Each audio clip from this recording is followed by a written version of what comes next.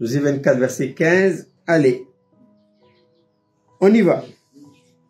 Et si vous ne trouvez pas bon de servir l'Éternel, choisissez aujourd'hui qui vous voulez servir. Ou les dieux que servaient vos pères au-delà du fleuve, ou les dieux des Amoréens dans le pays desquels vous habitez. Moi et ma maison, nous servirons l'Éternel. Voilà. La portion de parole que j'aimerais souligner ce matin pour notre culte d'adoration, c'est cette dernière partie. Josué maintenant, c'est lui. Josué nous parle de quoi? Josué nous parle de la puissance de la résurrection en relation avec l'héritage. Puisque c'est Josué qui a introduit le peuple dans la terre promise, ce merveilleux pays où coule le lait et le miel, qui nous parle d'ailleurs du Seigneur Jésus-Christ. Voilà. Donc, une fois de l'autre côté, le Seigneur par Josué replace Israël devant un choix. Dieu respectera toujours notre choix. Voilà. Il ne violentera jamais un choix. Je place devant toi, tu choisis. Si tu veux, c'est bon. Si tu veux pas, c'est pourquoi notre destin à nous se trouve entre nos mains. Il faut pas dire ça marche pas parce que c'est à cause de... Non, non, c'est à cause de moi. Je choisis ou bien je ne choisis. Dieu nous mettra toujours devant un choix. Josué il a pris le choix pour son foyer. Voilà. Il a dit, moi et ma maison, nous servirons l'Éternel. Le Seigneur m'a donné cette pensée pour illustrer un thème, le thème. Et quel est le thème que nous allons méditer ensemble ce matin? C'est l'appel de la croix. Aujourd'hui, c'est dimanche. C'est le jour d'adoration. C'est quoi l'adoration? L'adoration, c'est nous apportons au Seigneur toute l'expression de notre louange, notre adoration, notre reconnaissance envers lui. Et pourquoi l'appel de la croix? Parce que, comme Jésus disait à la femme samaritaine, il dit, les vrais adorateurs sont ceux qui adorent le Père en esprit et en vérité. Dieu cherche les vrais. Donc, s'il y a vrai, c'est qu'il y a faux. Maintenant, il est important pour nous de bien déterminer quel est le vrai, quel est le faux. Une fois qu'on a bien trouvé, on s'engage. Ça y est? Donc, le thème, c'est l'appel. L'appel de la croix. La croix appelle quoi? La croix appelle. Il demande un droit de passage. Il faut savoir que quand Dieu a créé l'homme et la femme, comment Dieu nous a créés intérieurement? Ben nous sommes intérieurement constitués de 3 parties. L'esprit, l'âme et le corps. Et Dieu a doté chaque partie des facultés. Et chaque partie a une responsabilité dans le plan de Dieu. Si chacun est à sa place, tout est nickel. Mais quand il y a mélange, ça va plus là. Et justement, à cause du péché, c'est le mélange. Et quand il y a le mélange, ça passe plus. Et justement, la croix il demande sa place. C'est pourquoi j'ai dit l'appel de la croix. L'appel de la croix parce que le jour où nous sommes nés de nouveau, j'explique souvent parce que je constate dans mes entretiens à droite et à gauche que la nouvelle naissance, il faudra la reprendre. Pas plus que 2 semaines, la semaine dernière, je crois, il y a 2 semaines, j'étais à Belleville. Maintenant, c'est plus à Super U. À Auteuil, c'est plus Super U. Maintenant, c'est Auchan. J'étais à Auchan. Alors, une dame m'a abordé. Elle demandait, bon, je voyais, elle était en souci, elle avait des besoins financiers et tout ça. Là, elle commençait à pleurer. Alors, moi, j'ai dit à la dame, écoute, je vais vous donner quelque chose. Mais avant de vous donner quelque chose, est-ce que vous acceptez de faire un partage avec moi? On va discuter ensemble. Il m'a dit, oui, pasteur. Alors, je lui ai posé la question. Est-ce que vous allez dans une église? Elle a dit, oui, pasteur. Ok. Est-ce que vous êtes né de nouveau? Elle m'a dit, oui, pasteur. J'ai dit, mais comment savez-vous que vous êtes né de nouveau? Elle a dit, je suis baptisé. Aïe, aïe, aïe. C'est ça l'erreur. C'est ça l'erreur. Je lui ai expliqué.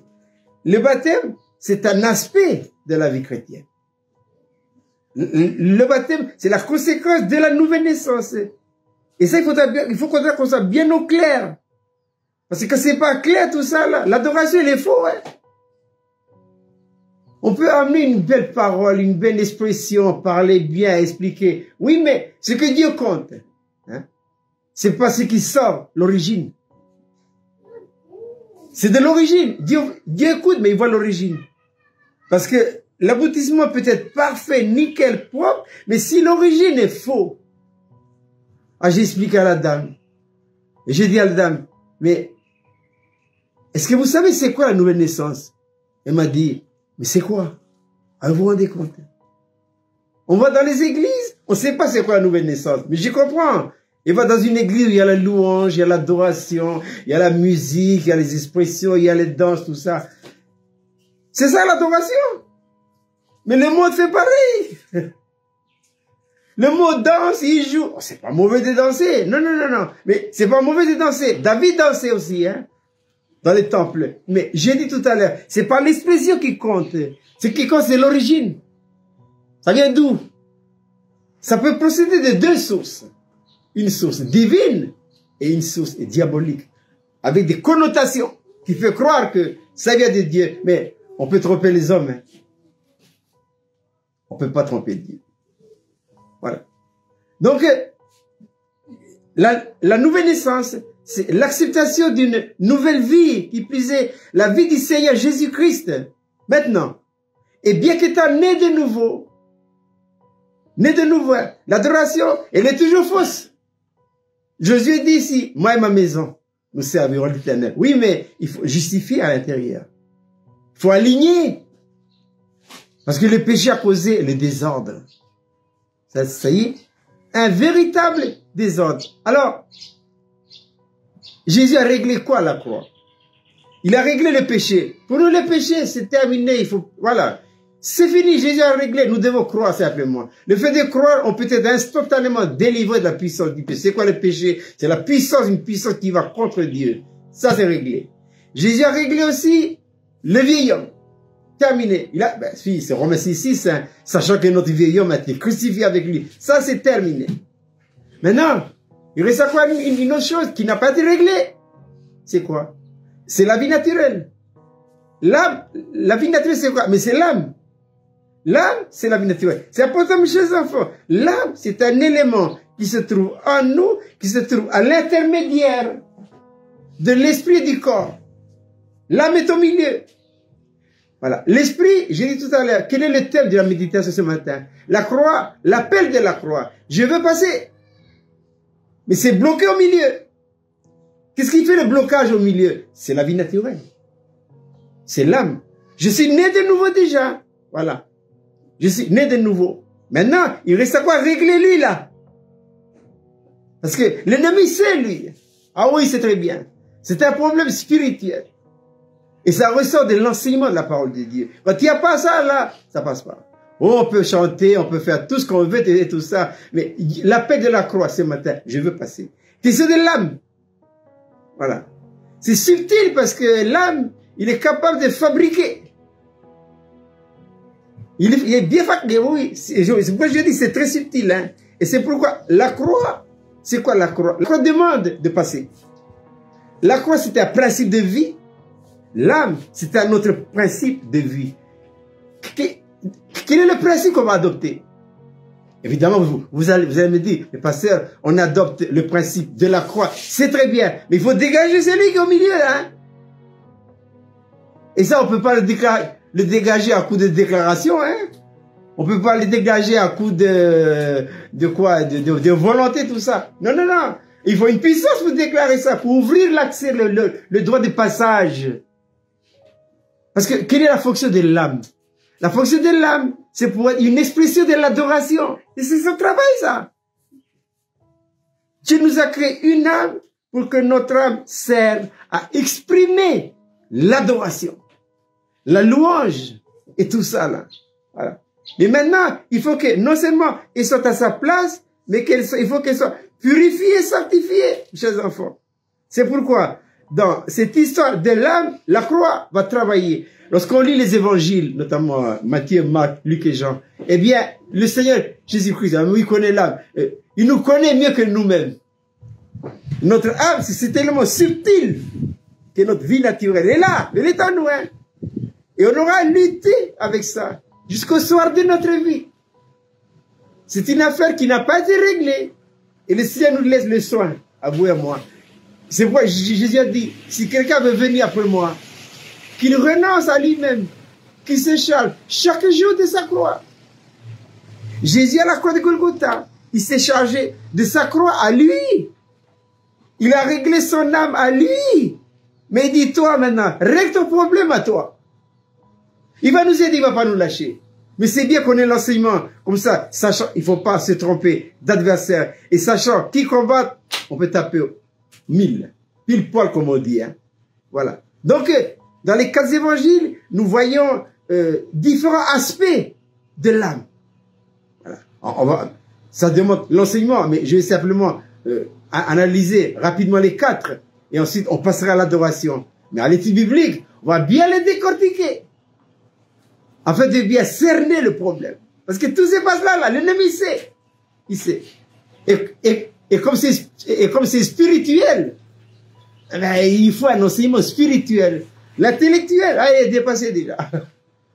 Il dit, on a beau être intelligent, tout ce qu'on veut, dépassé déjà. Il faut vraiment c'est pourquoi Jésus a dit à ses disciples, quand le consolateur sera venu, le Saint-Esprit, il vous rappellera. Il vous enseignera. Mais il est le Saint-Esprit, il est en moi, il est en moi. Merveilleux ça. On a un prof qui est avec nous. Les profs qui sont avec les enfants, mais ils sont avec vous à l'école, puis c'est tout. Ensuite, quand vous quittez l'école, les profs, ils rentrent chez eux. Mais tandis que le prof à nous, là, il est où? Il est chez nous. Il est en nous.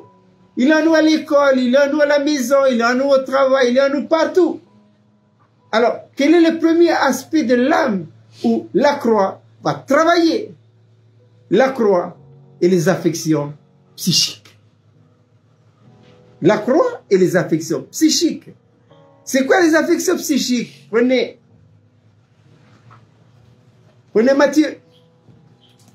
C'est pas facile, c'est difficile. Non, il ne faut pas croire que c'est compliqué. Mais c'est bon. C'est bon les complications. Personne n'est fou pour chercher la difficulté. Mais on cherche, on répond à l'appel de la croix. La croix appelle quoi? La croix appelle le droit de passage. Je veux passer. Parce que notre adoration doit procéder de l'esprit, nulle part ailleurs. Ah oui. Alors, la croix et les affections psychiques. Matthieu chapitre 10, versets 37, 38 et 39. 36 déjà. Voyez, vous y êtes? Matthieu chapitre 10, 36, 37, 38 et 39. Il est dit, et l'homme aura pour ennemi, je laisse, vas-y, cherchez bien parce que il faut bien cerner les pistes. Comme ça va passer. Voyez? Non, là maintenant, c'est une guerre de stratégie. Stratégie spirituelle. Il est dit, et l'homme aura pour ennemi les gens de la maison. 37. Celui qui aime son père ou sa mère plus que moi n'est pas digne de moi. Et celui qui aime son fils ou sa fille plus que moi n'est pas digne de moi. Ça, c'est les affections psychiques. Hein? Celui qui ne prend pas sa croix. J'ai dit tout à l'heure, hein, Jésus a pris sa croix à lui, à la croix. Il nous laisse maintenant le choix à nous de prendre notre croix. Et ne me suis pas, n'est pas digne de moi. Il dit, celui qui conservera sa vie. Quelle vie? La vie de l'âme. Voilà. Mais qu'est-ce que ça veut dire, conserver sa vie? Bien, il dit, conserver sa vie, c'est écouter ce que dit notre âme. Non. Notre âme n'est pas là pour donner des ordres. Quand Dieu a créé l'âme, il l'a mis dans une position inférieure pour recevoir et exprimer. C'est tout, hein? Il n'a pas à chercher qu'est-ce qu'il faut faire, comment il faut faire. Non. Il y a la direction. Et la direction, c'est qui? Je parle aux enfants de Dieu. Hein? Non, ici, là, ça ne concerne pas le monde. Hein? Ça concerne les enfants de Dieu. La direction concerne notre esprit. Parce que le Saint-Esprit est là. Je dis, celui qui conservera sa vie naturelle, vie de l'âme, il va la perdre. Ensuite, il dit, il va subir de lourdes pertes. Il dit, et celui qui perdra sa vie à cause de moi, la retrouvera. En fait, ce que j'aimerais souligner ce matin avec vous, c'est que la vie de l'âme, c'est Dieu qui a donné. Oui.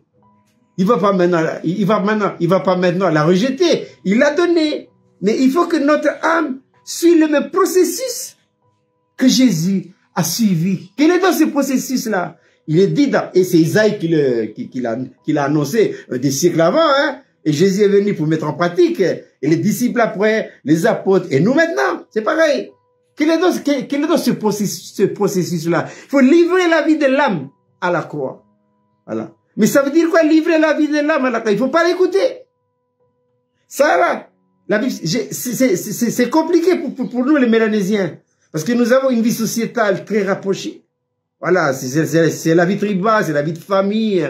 Voilà, quand il y a le mariage et tout ça, on est là. Mais c'est justement là où la croix et les affections psychiques.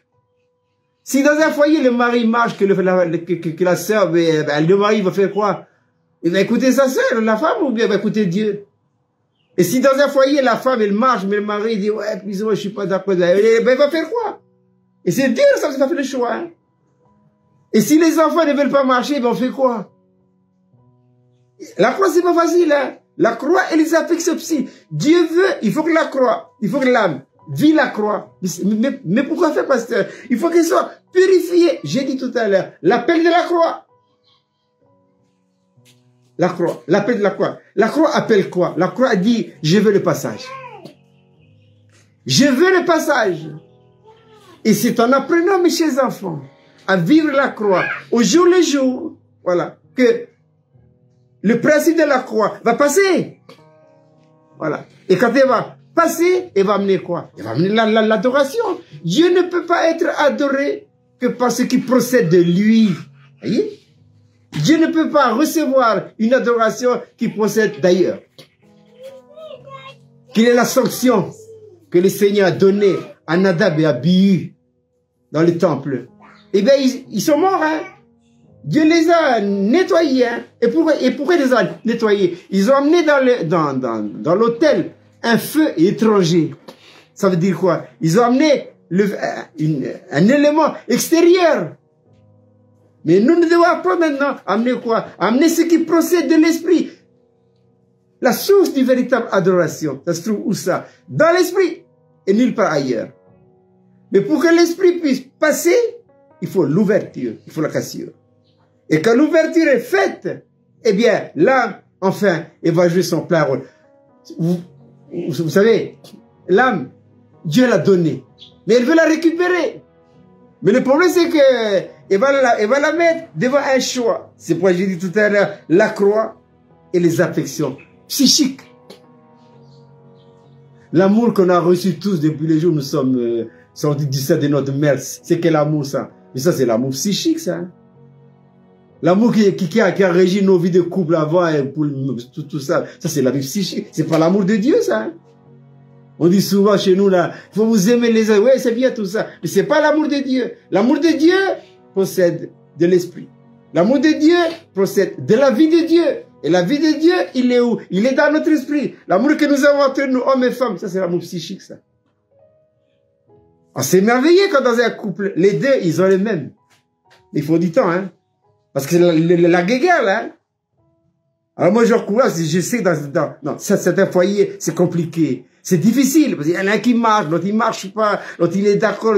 Mais c'est ça l'appel de la croix.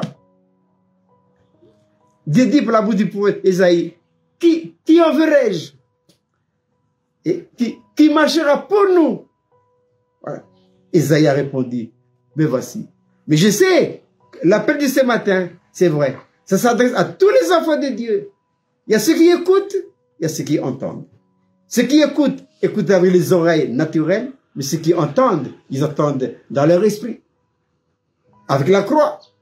La croix chez les enfants, au point où nous en sommes, il est incontournable dans la vie chrétienne, pour une vie chrétienne meilleure et qui honore Dieu. C'est pourquoi c'est compliqué, parce que c'est un combat. À partir du moment où on adopte le message de la croix, on se heurte à un mur. De toute façon, en tout cas, pour moi, hein, au point où j'en suis, hein, il ne faut plus reculer. Et on aura pour ennemi, dit Jésus, Où ça? Mais les gens de la maison. Ça commence à la maison. Voilà. Moi, je sais, j'ai pris ma décision pour pouvoir retourner chez moi là-haut. Ça y est, j'ai déjà eu quelques assauts déjà. Ça y est, on commence à m'attaquer. C'est qui? Ce sont les gens de ma maison, de ma famille. Ouais, mais tu as fait quoi là? Mais c'est fait, mais tu fais quoi là? J'ai choisi. Et on aura, à partir du moment où on fait un choix de la croix, forcément, on va rencontrer de l'opposition. Alléluia. Gloire à Dieu. Ah oui. De toute façon, le Seigneur dit, on ne sera jamais tenté, testé au-delà de nos capacités de résistance. Donc, je continue. Le premier point, le premier appel de la croix et les affections psychiques. Voilà. C'est l'amour, la paix. Ça, c'est des affections, ça. Dieu veut ça, là. Voilà. Et pour ça, là, qu'est-ce qu'il faut faire? Jésus donne ici la réponse. Celui qui conserve sa vie. Quelle vie? La vie de l'âme. Conserver la vie de l'âme, ça veut dire quoi? Là, il faut l'écouter, de peur de blesser l'autre, il faut faire attention. Mais on fait quoi? On va écouter lui, on va écouter Dieu. Ah. On va écouter le mari, on va écouter Dieu. On va écouter l'épouse, on va écouter Dieu. On va écouter le tonton, on va écouter Dieu. Et surtout, c'est difficile pour nous. Mélanésien. Parce que nous avons des liens très attachés. Nous avons une coutume qui fait que c'est compliqué, ça. Hein? Mais on est gagnant. Mais il y a un prix à payer. On n'obtient rien sans rien. C'est pourquoi Jésus a dit, il dit, et celui qui perdra sa vie, ça veut dire quoi? Il ne faut pas l'écouter, il faut le mettre de côté. Même si c'est difficile, j'ai envie de pleurer parce que le choix est là. Jésus dit, à cause de moi, il va la retrouver. Dieu nous a donné, il nous le redemande, comme ça il va l'utiliser. Pour faire quoi? Pour être une expression de lui-même. La croix et les affections psychiques. Deuxièmement, la croix et ma vie propre. Tout à l'heure, c'est l'affection psychique. Maintenant, la croix et ma vie propre. C'est le moi. C'est pourquoi j'ai dit tout à l'heure que la vie de l'âme, elle est très complexe. Mais malgré cette complexité, Dieu dit, je regarde et je veille. La croix est le moi. La croix est ma vie propre. Je prends pour texte pour bien appuyer ça. C'est un autre aspect, hein. J'ai dit, il y a 4 aspects. On va souligner rapidement, on passera à l'adoration. Deuxième aspect, la croix est le moi. La croix est la vie naturelle. Prenez Matthieu chapitre 16. Non. Tout ce qu'on prêche, il faut toujours examiner. Moi, les gens me disent, oui, parce qu'il y a ça, je dis, les Saintes Écritures. Si tu ne peux pas appuyer ce que tu dis par la parole, niet. Non seulement les Saintes Écritures, il faut les Saintes Écritures, mais il faut la vie. Parce qu'on peut donner les Saintes Écritures, mais la vie, les travers. Il faut les deux. Écriture et témoignage. Matthieu chapitre 16. Voyez? Alors ici, là, au verset 24, on retrouve les mêmes. Matthieu 16, 24. Jésus dit, alors Jésus dit à ses disciples, si quelqu'un veut venir après moi, qu'il renonce à lui-même, on le retrouve, qu'il se charge de sa croix et qu'il me suive. À quelle occasion Jésus a-t-il donné ici un autre aspect de la vie de l'âme? Il a donné ça, c'était sur le chemin de Césarée de Philippe. Alors que Jésus marchait avec ses disciples sur la route, hein, Jésus a posé la question, qu'est-ce que les gens disent de moi? Parce que Jésus avait atteint une certaine renommée, quoi. Hein. Alors les autres, ils ont dit, mais les gens disent, mais c'est peut-être Élie qui revient, le prophète de feu. C'est peut-être Jérémie, c'est peut-être Esaïe. Ils ont donné plein de réponses. Jésus a dit, bon, ça c'est bien, ça. C'est les autres qui disent. Mais vous qui me suivez, là, qui dites-vous que je suis? Alors, ils ont bien regardé Jésus. Et voilà que la réponse fuse de Pierre. Pierre a dit, mais tu es le Christ, le Fils du Dieu vivant. Pierre a eu cette révélation. C'est pourquoi Jésus a répondu, Pierre, tu es heureux Simon, fils de Jonas. Parce que c'est pas la chair et le sang qui t'ont révélé ça. Mais c'est mon Père qui est dans les cieux. Je souligne la révélation. Parce que il faut la révélation chez les enfants. Sans révélation, c'est bon, on a compris. Mais ça va être compliqué. Parce que ce qui est compris sans révélation va être facilement éliminé par l'adversaire. Il faut la révélation pour consolider. Béton armé, pour que ça ne bouge pas. Mais si dans notre cœur, nous désirons la révélation, le Seigneur va donner. Alors, et justement, à cette occasion-là, de la révélation, que Jésus, pour la première fois, a prononcé le mot église. Il a dit quoi? Tu es pierre sur ce roc. Révélation. Je bâtirai mon église. Et que les portes du séjour des morts ne prévaudront point contre elle. Voilà que l'apôtre Jésus commençait à annoncer la croix. Quelle croix? Sa croix à lui. Croix, principe de vie. Où lui, il va être amené à la croix pour être crucifié. Et voilà que l'apôtre Pierre reprend et dit, ah non Seigneur, mais à Dieu ne plaise, tu vas quand même pas monter à la croix. Pierre était sincère. Il veut pas que son Seigneur souffre. Il veut pas que Jésus, même non, si tu vas pas monter à la croix quand même. Mais non, mais prends soin de toi, tu vas pas souffrir. Monte pas, monte pas. Pierre était sincère, mais il ignore quelle est la source de cette sincérité. Vous comprenez, mes enfants? C'est moi, Jésus a dit quoi? Arrière de moi, Satan. Il t'est pensé à toi, là. C'est pas les pensées de Dieu, ça, hein. C'est pourquoi l'ennemi, il tourne. Il peut injecter en nous des pensées, mais qui ne viennent pas de Dieu, qui viennent de lui. Voilà. Et c'est pourquoi, dans le deuxième aspect, l'appel de la croix. La croix appelle quoi? La croix appelle à ce que ma vie propre, ou le moi, ils soient mis de côté, hein. Voilà. Il faut mettre de côté, hein. Prendre soin de soi, voilà. C'est refuser la croix. C'est pourquoi l'apôtre Paul, aux anciens d'Éphèse, il les a encouragés en disant quoi? Il a dit, je ne fais aucun cas de ma vie. Quelle vie? La vie naturelle. On est toujours sur la vie naturelle. Quand je dis vie naturelle, c'est l'âme. L'âme, c'est la vie naturelle. La vie naturelle, c'est l'âme. Pour dire, je ne fais aucun cas de ma vie naturelle comme si elle m'était précieuse. Voilà. Comme si elle m'était précieuse. Cette vie naturelle-là, je répète, elle est bonne. Dieu l'a sauvée, rachetée. Mais maintenant, il faut qu'elle soit à sa place. Une fois qu'elle soit à sa place, il faut qu'elle accepte la croix. La croix en tant que principe de vie, où elle va expérimenter quoi? La soumission, l'obéissance et la dépendance. Voilà. Jésus dit à Pierre, regarde-moi Satan. Car les pensées que tu exprimes là, ça ne vient pas de toi. Comme quoi l'ennemi peut se servir. Hein? Ah oui, il peut se servir des hommes et des femmes hein, pour annoncer la parole de Dieu. Bien parlé, bien dit, mais Dieu ne regarde pas l'expression, il regarde quoi? L'origine. Ça y est? Parce que ce qui vient de l'origine, c'est superficiel. Voilà, c'est ce qui vient du diable. Hein. Mais ce qui vient du Seigneur, c'est profond. C'est très profond. Hein. Voilà. Donc, ici, là, c'est l'appel de la croix à la vie.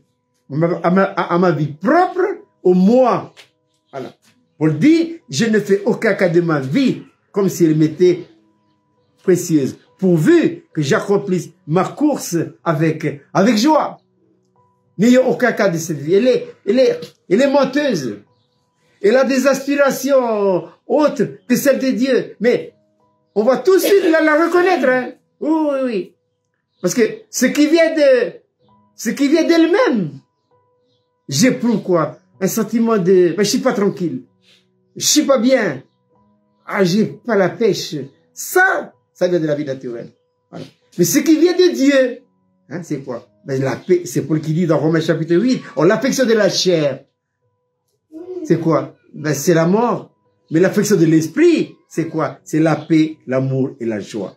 Donc, la croix réclame. Il réclame la vie propre. Il me dit, toi tu vas à la croix. Mais il y a toujours une récompense à chaque fois. À chaque fois qu'on touche un aspect de la vie de l'âme, quand elle accepte de plier, elle est bénie à la fin. Mais quand elle refuse de plier, de plier, ben, elle est suite de grandes pertes. Hein.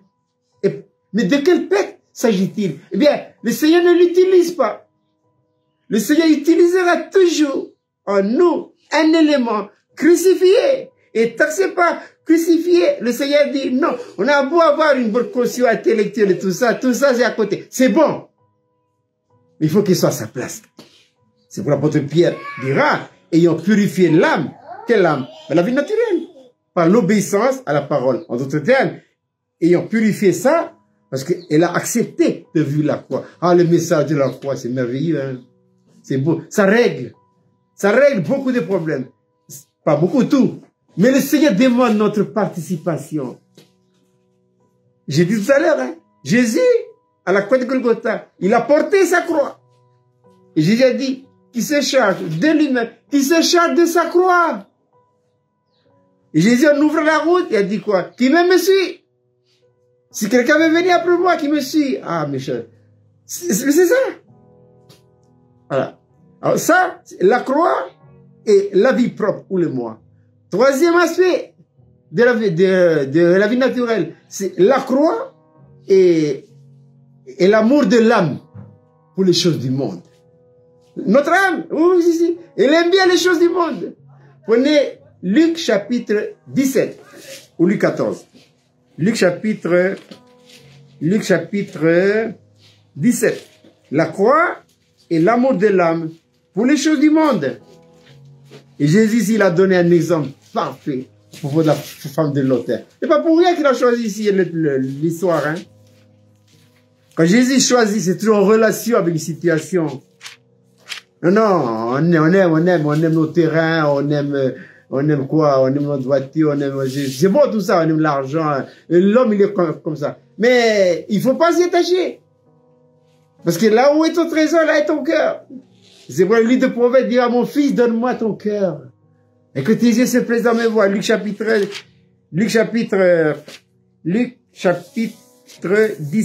17. Et vous y êtes? La croix et l'âme qui aime les choses du monde. Luc chapitre 17. Et Jésus dira, ça c'est le jour de l'enlèvement, en ce jour-là, que celui qui sera sur le toit et qui aura ses effets dans la maison ne descend pas pour les prendre. Et celui qui sera dans les champs ne retournons pas non plus en arrière. Ici, il dit ici, souvenez-vous de la femme de Lot. Souvenez-vous. Ça veut dire, rappelons-nous. On connaît toute l'histoire de la femme de Lot. Elle a fait quoi? Elle est bien partie. Mais qu'est-ce qui est arrivé? Elle a été bloquée au cours de route. Et pourquoi elle a été bloquée? C'est à cause de l'âme. C'est le regret des choses qu'elle a laissées. En fait, pour les gens qui sont huppés, là, qui ont des biens, là, c'est pas tellement dur de partir. Mais ce qui est dur, c'est ce qu'on a laissé sur la terre. Hein. Ah, ça, c'était un coup de poignard dans le cœur. Hein. Est-ce qu'on a laissé les biens? Mais c'est pas mauvais les biens. Moi, je retourne chez moi, voilà. Mais bon, moi, je retourne, Dieu m'a dit de partir. Hein. Mais bon, non, Dieu nous a donné des terres, des propriétés, des maisons, des voitures, mais c'est bon tout ça, là. Voilà. Et puisque ici, là, Jésus dira, il dit quoi? Il dit que, toujours dans le même chapitre, il dit, au temps de Noé, les hommes mangeaient, buvaient, mariaient les enfants. Mais c'est bon tout ça, là. C'est bon tout ça. Mais, là où j'aimerais souligner ces enfants, c'est pas l'acte, c'est l'origine de l'acte. Parce que si l'origine de l'acte ne possède pas du Saint-Esprit de la croix, ça peut être bien fait, mais Dieu ne peut pas accepter. Dieu accepte que ce qui vient de lui. Dieu ne peut être adoré que par ses propres valeurs à lui. Voyez? Dieu donne ses valeurs à lui pour que nous les retournions à lui. Voilà. Dieu ne peut pas accepter l'adoration qui vient de quelqu'un d'autre. Non, non. Dieu veut accepter ce qui possède de lui. Voilà. C'est pourquoi il dit, souvenez-vous de la femme de Lot. Et on retourne la même procédure. Celui qui cherchera à sauver sa vie. On a vu tout à l'heure, hein, dans Matthieu et Luc. Celui qui cherchera à sauver sa vie. Quelle vie? La vie naturelle. La vie de l'âme. Il va la perdre. Mais celui qui la perdra, la retrouver. Quand je dis perdre ici, ça veut dire quoi? Mettre de côté, c'est renoncer et ne pas l'écouter. Les choses de ce monde. De par nature, l'homme y est attaché. Regardez ce qui se passe maintenant, c'est la guerre des terres, la guerre des maisons, on partage les biens, tout ça, mais ça va pas maintenant. Mais ça, c'est le pot de l'homme. Hein. Voilà. C'est normal parce que tu es poussière et tu retourneras dans la poussière. Alors l'homme réclame, ça tombe. Hein. Mais comme disait au Six-Packs, hein, on a beau réclamer tous ces hectares-là, mais notre demeure éternelle sera à la mesure de notre temps. C'est tout. Dieu a promis à Abraham le pays de Canaan, pays où coulaient les rivières. Mais en réalité, qu'est-ce qu'Abraham a obtenu comme héritage éternel? Ben c'est ça, c'est la caverne de Macpéla. C'est tout. Simplement la caverne de Macpéla et tout le reste. C'est ça seulement. C'est là où il a été enterré, lui, là-dedans. Donc, fais attention, chers enfants, aux choses de la terre. Mais comment faire pour que ces choses de la terre passent au second plan? Voilà. J'ai dit tout à l'heure, choix. Choix et volonté sont des éléments capitaux dans notre cœur. Notre destin est entre nos mains. Tout dépend ce que tout dépend ce que j'ai choisi. Mais la volonté y est pour quelque chose. Choisis. Choisis la vie, dit le Seigneur aux enfants d'Israël, et tu vivras. Et je leur dis ce matin pour nous, choisis la croix. Choisis la croix en tant que principe de vie, qui consiste à donner à Dieu tous les droits absolus. Et la possibilité maintenant de faire du direct, de vivre sa vie en nous. C'est ça. C'est ça la véritable adoration. Voilà. Donc, les choses de ce monde ne sont pas mauvais. Ils sont bons. Mais c'est souvent les éléments du texte. Et pourquoi Israël a-t-il manqué son destin? Quel est le but d'Israël? C'est pour être un peuple, pour témoigner Dieu. En témoignage de la véracité, de l'authenticité, de l'omnipotence, de l'omniscience de Dieu. Pourquoi Israël a-t-il échoué? Hein? Israël a échoué parce que physiquement, ils sont sortis de l'Égypte, mais dans la tête, ils sont toujours restés à Canaan. Ils sont sortis de l'Égypte, mais ils sont toujours restés en Égypte. La tête, hein? Voilà. Et c'est le cas des chrétiens d'origine juive dans les livres aux Hébreux. Ils sont bien partis. Ils ont vendu tous leurs biens. C'est parti. Voilà. Mais en réalité, intérieurement, ils ne se sont jamais passés. La croix doit avoir une action puissante et profonde. Où ça? Dedans. C'est dedans que la croix va jouer. Le jour où je suis parti, voilà, il y a déjà 20 ans ou plus de 20 ans, je n'ai pas tout à fait saisi la croix. Donc j'ai laissé beaucoup de choses. Mais enfin, petit à petit, sur la route, j'ai enfin compris que non, c'est pas laisser ça, ça et ça. Ce qu'il faut réellement laisser, ce sont les choses que j'ai amenées avec moi. Où ça? Dedans. C'est pourquoi Josué, on a lu le texte, il a dit aux enfants d'Israël, cette nouvelle génération qui va rentrer dans la terre, dans l'héritage. Il a dit à Josué leur a dit, maintenant, il faut choisir. Ou les dieux que vos pères ont amenés de l'Égypte. Oui. Parce qu'ils sont venus de l'Égypte, les vieux, ils ont transmis tous les petits dieux. Voilà. Ils ont transmis de génération en génération. Ou bien, les dieux là, ou les dieux ici, ou bien l'Éternel. Choisissez. C'est pourquoi, j'ai dit tout à l'heure, c'est pas tellement les biens extérieurs. Là n'est pas le problème. Mais surtout les biens intérieurs qui sont en moi, voilà, que j'ai moi-même fabriqué tout au long de la route. Voilà. Israël a échoué sa vocation. Et pourquoi? Parce que, en fait, ils n'ont jamais quitté le monde. Quand Jésus a guéri cet aveugle, il a dit quoi? Est-ce que tu vois? Oui. Alors maintenant, ne retourne pas au village. Ça veut dire quoi? Ne retourne pas au monde. Si vous avez reçu le message de la croix, oui, vous allez être harcelé par la famille, par le foyer, par la sœur ou l'épouse, ou les enfants et tout ça. Jésus dit, vous aurez pour ennemi les gens de la maison. Le bien du foyer, si au moins il y a quelqu'un qui tient ferme et va apporter la sécurité dans le foyer. Le premier aspect du message de la croix n'amène aucune sécurité. Et pourquoi? Parce que c'est toujours la vie naturelle. C'est toujours l'âme désordonnée c'est toujours le moi qui prend les choses en main. D'ailleurs, on remarque, la vie ne change pas. Toujours pareil. Exemple, l'église de Corinthe, Philippe, Galates, Éphésiens, Thessaloniciens. C'est le pourquoi des églises dans la Bible. C'est mis exprès pour nous montrer que c'est pas réglé. Parce que si c'est réglé, il y en a ces Jean 3,16. Mais non, Dieu a mis les 66 livres de la Bible. On faut aller tout ça là. Pour pouvoir traiter le problème des formes chez les enfants. La croix, elle est bien. Non, non, ne vendez pas votre voiture, vous allez au travail comment? Mais non, j'ai besoin de ma voiture, hein. Moi, je vais à l'IFO, là, mais j'emmène ma voiture noire, là, chez moi, là, ouais. Ah, ben, j'ai des choses à faire, hein. Ah oui, non, non. Vous ne vendez pas votre maison, vous allez habiter où? Non, non, on va pas se compter, hein. Ne vendez pas, non, regarde, mais, il faut pas s'y attacher. J'ai dit à ma promesse pour cette année, c'est 1 Corinthiens 6, 17. Mais celui qui s'attache au Seigneur est un seul esprit avec lui. Et quand notre cœur est attaché au Seigneur, mais ces choses-là sont importantes, c'est pas mauvais. Mais je veux pas me battre si j'ai perdu un mètre ou un millimètre de terrain, j'ai perdu ça. Bon, ben voilà, quoi, c'est tout. Mais les gens, ils ont le cœur attaché, mais ils vont tout faire pour obtenir, hein.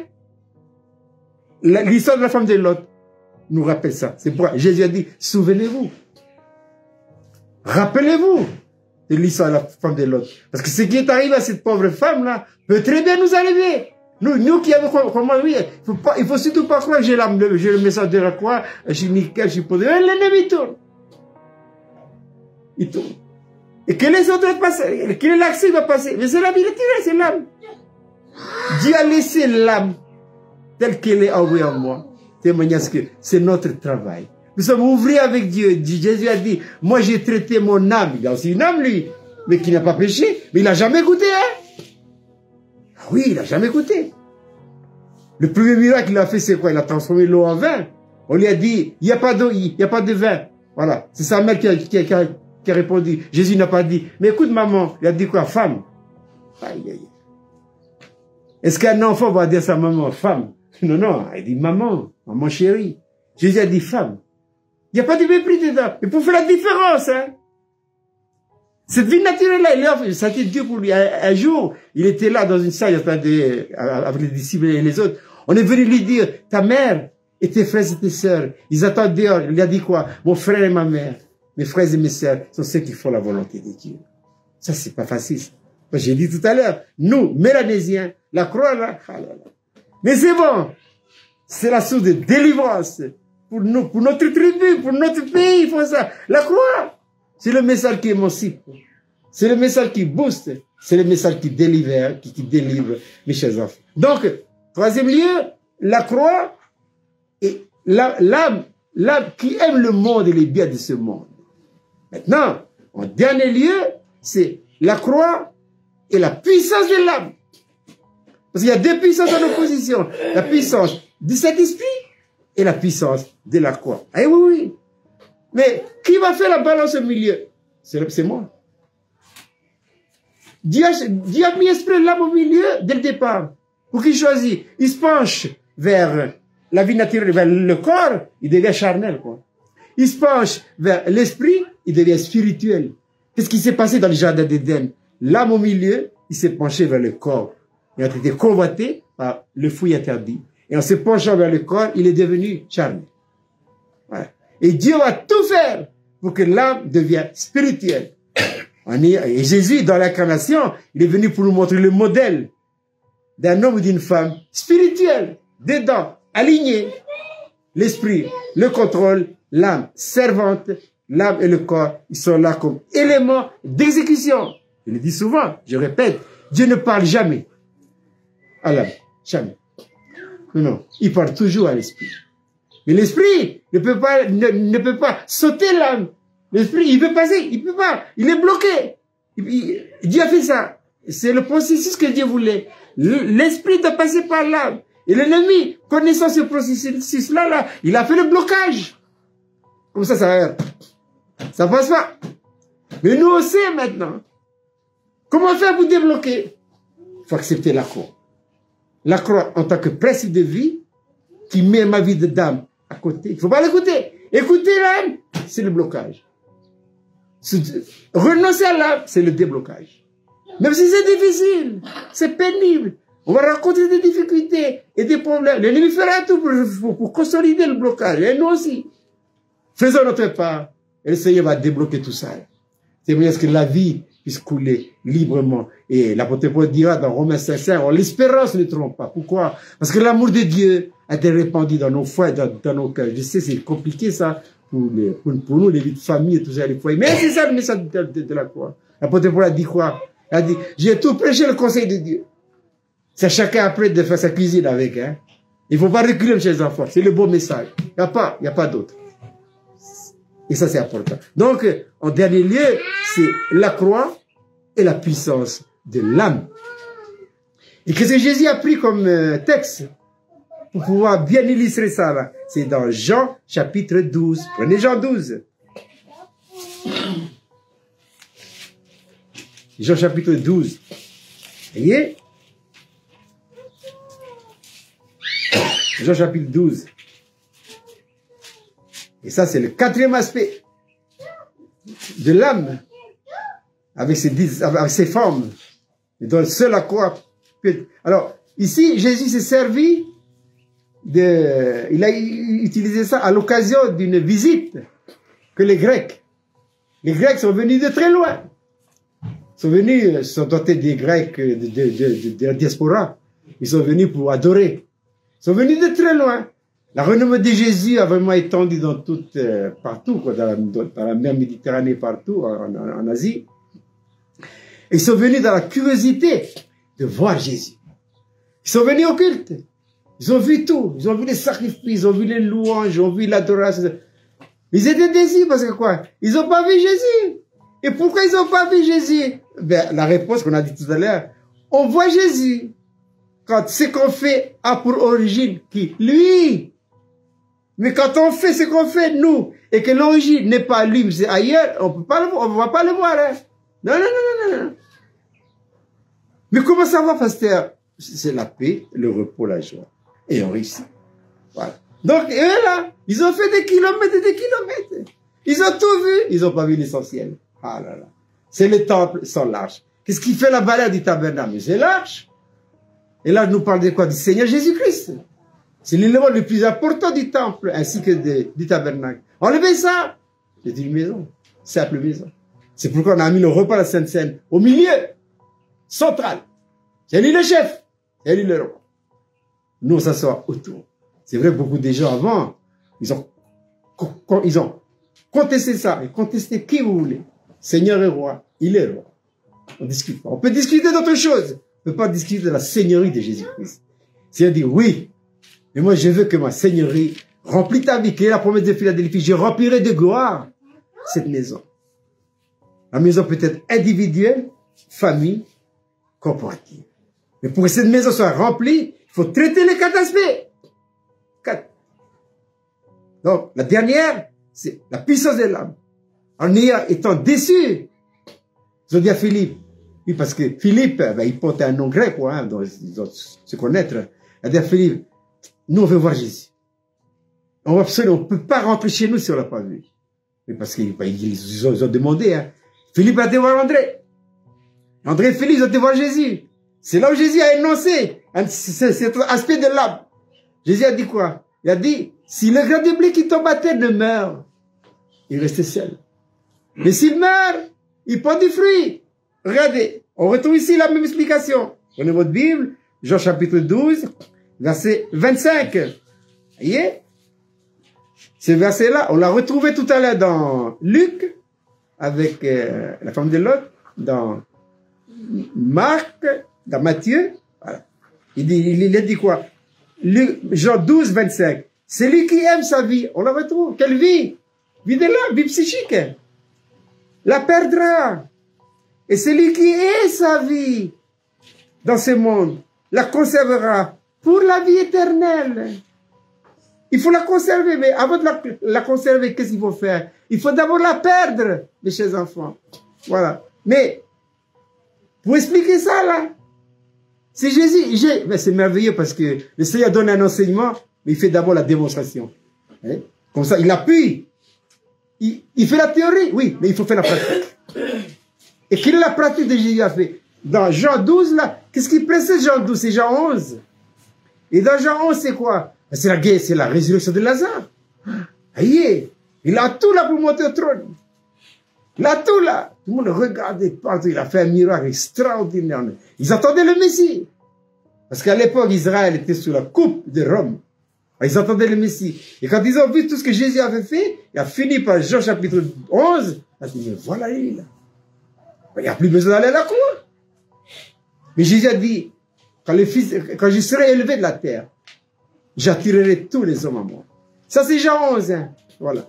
Et dans Jean 12, ça y est, Jésus entame sa montée vers Jérusalem. Mais il est monté à Jérusalem, c'est pourquoi? C'est pour vivre la croix. Il n'y a pas de gloire sans la croix.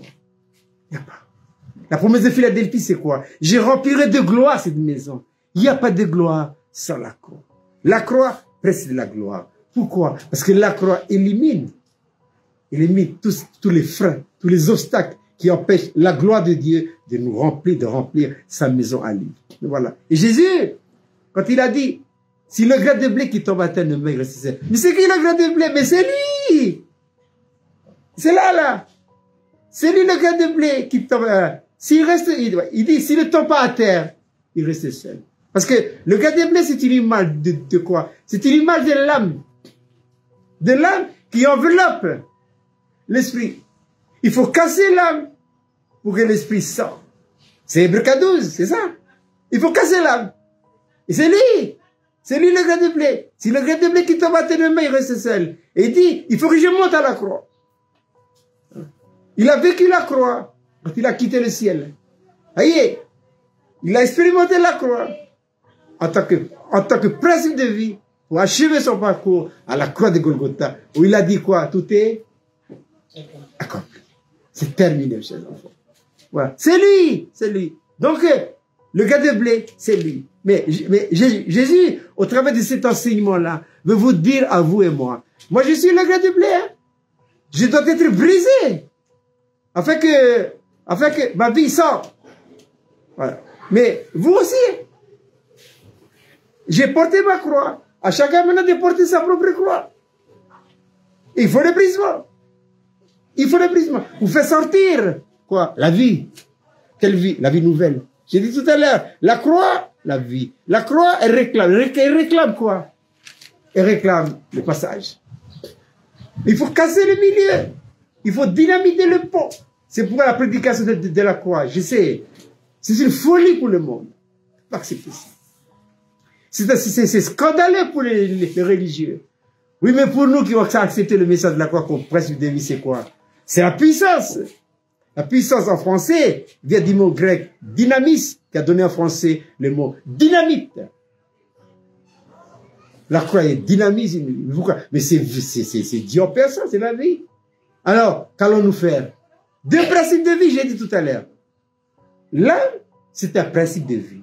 La croix, c'est un autre principe de vie. Alors, qu'allons-nous choisir, ces enfants? Dieu dit choisis. Tu as deux principes devant toi. Le principe qui amène à la véritable adoration, c'est le principe de la croix. Le principe de la vie naturelle, c'est un faux principe. C'est un principe satanique. Mais on a en nous ces deux principes-là. Alors, que le Seigneur révèle. Ah, il faut la révélation. Parce que s'il n'y a pas la révélation, on va tourner en rond comme les enfants d'Israël dans le désert. Il faut la révélation. La révélation, c'est quoi? Quand le Seigneur ouvre nos yeux. Mais il va le faire. Je parle, je suis enflammé parce que je sens que les cœurs, c'est bon. C'est très bon. C'est bon. Le Seigneur a la place qu'il fallait faire pour ça. Ne craignons pas le prix à payer. Non. Jésus a payé le prix fort. Trop fort. Il est descendu bas où personne n'ira jamais. Voilà. Il est descendu très bas pour nous relever, mes chers enfants. Acceptons, quel que soit le prix, le Seigneur demandera. Il faut dire oui, Seigneur. Je répète, les quatre aspects de la croix. La croix appelle. La croix appelle quoi? La croix et les affections psychiques. La croix et ma vie propre. Le moi. C'est moi, c'est perso. C'est mon ego. Ah, il ne faut pas me toucher. Non. La croix et ma vie propre, le moi. Ensuite, la croix et l'âme qui aime les choses du monde. C'est pas mauvais. Il faut pas que notre cœur s'y attache. Non, non, non, non. Et pour ça, qu'est-ce qu'il faut faire? Vivons la croix en tant que principe de vie. Et enfin, la croix, c'est une puissance. Celui qui aime sa vie, la perdra. Mais celui qui aime sa vie, la retrouvera. Qu'est-ce qu'Abraham avait fait au Morija? Abraham, il a mis à la croix. Sacrifice, c'est quoi? C'est la personne qu'il aime au monde. C'est l'unique. Mais comme il a mis Isaac sur l'autel, eh bien, quel est le résultat? Isaac, il est sorti vivant. Puisque j'ai dit souvent là, que Abraham nous parle de la vie de foi, Isaac nous parle de la vie de résurrection. En fait, Isaac, passé au travers de la croix, ressuscité, a été retrouvé 1000 fois meilleur qu'avant. Souvenons-nous, mes chers enfants, Dieu aime notre vie d'âme. Il aime, il aime, il aime. Mais acceptons la croix, le témoignage que notre âme soit nettoyée, purifiée, afin qu'enfin, elle va jouer sa raison d'être.